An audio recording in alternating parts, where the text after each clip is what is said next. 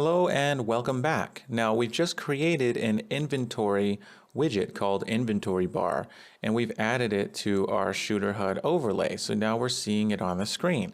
So now we're ready to actually start implementing our inventory in C++. So let's go ahead and get started with that.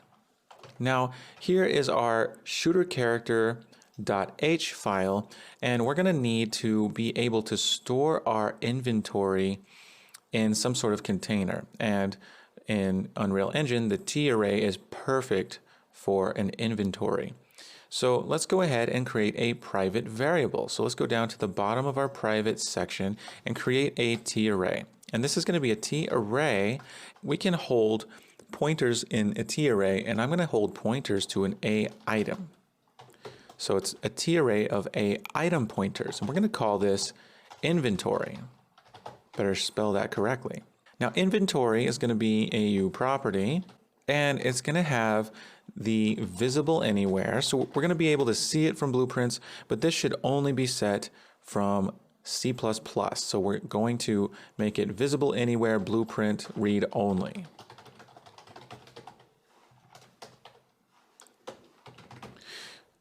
Now I'm going to give this its category, and this is going to be inventory. And of course we need meta allow private access. Now let's give this a comment, and this is going to be an array of A items for our inventory. Now I'm going to want a capacity for this.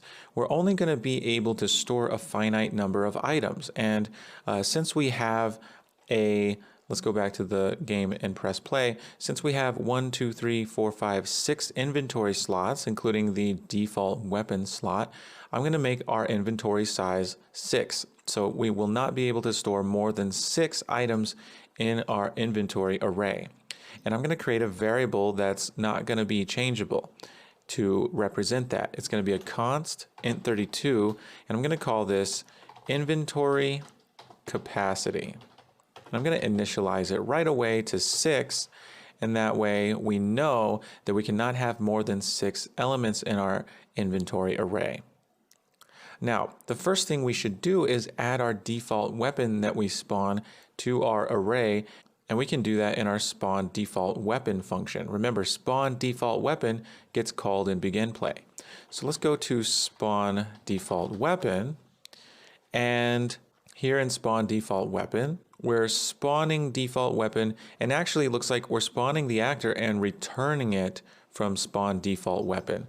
So let's go to where we call spawn default weapon, and that's here in begin play.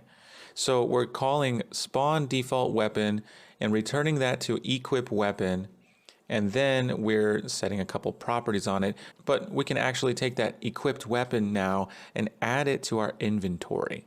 So we're going to say inventory.add equipped weapon, and now inventory has the equipped weapon in it as the first element of the array.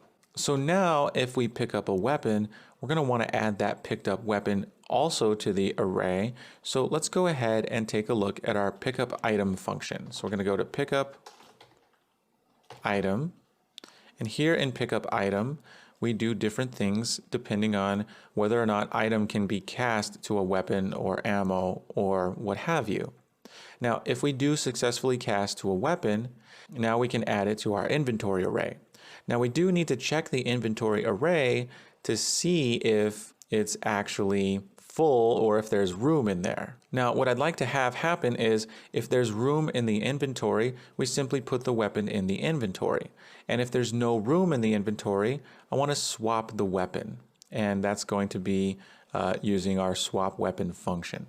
So let's go ahead and say if inventory.num is less than our inventory capacity, which is 6,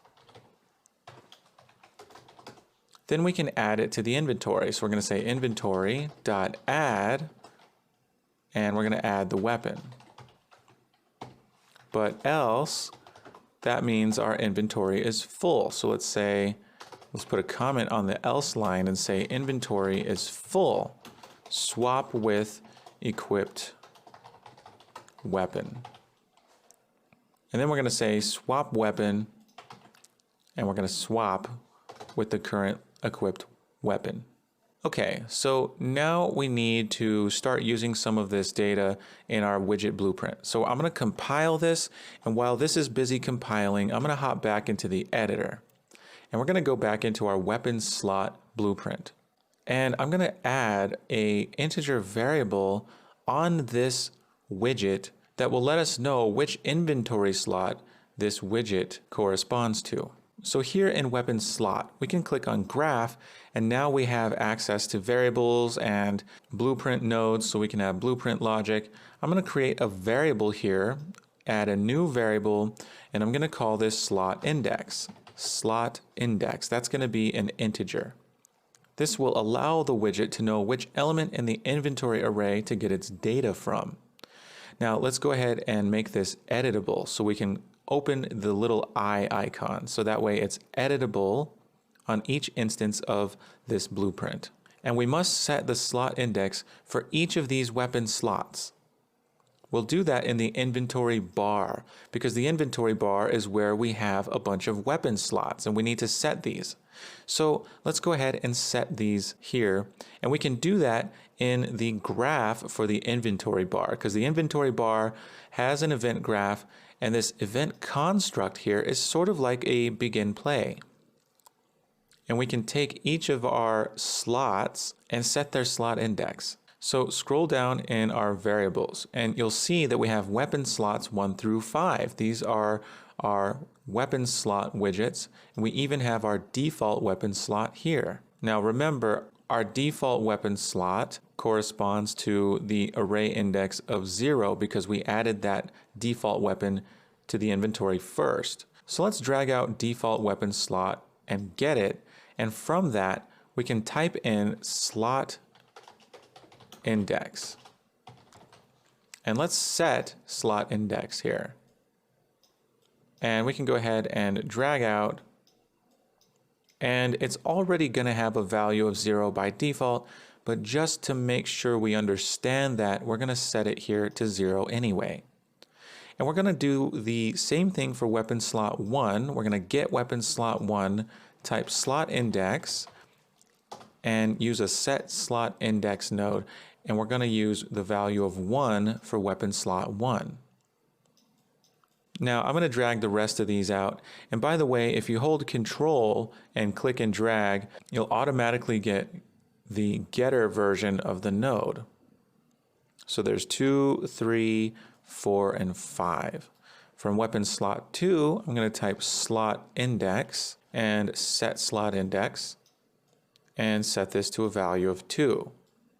From weapon slot 3, I'll type slot index, get a setter, and set this to a value of 3 and connect that. Let's make some room here. From weapon slot 4, I'll type slot index and set slot index and set this to a value of 4.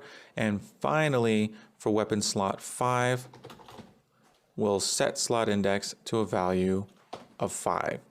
So in event construct for the inventory bar, which is basically like begin play, it gets called at the beginning of the game, we're setting the slot index for each of our weapon slots to the value that corresponds to the array location in our inventory array in C++.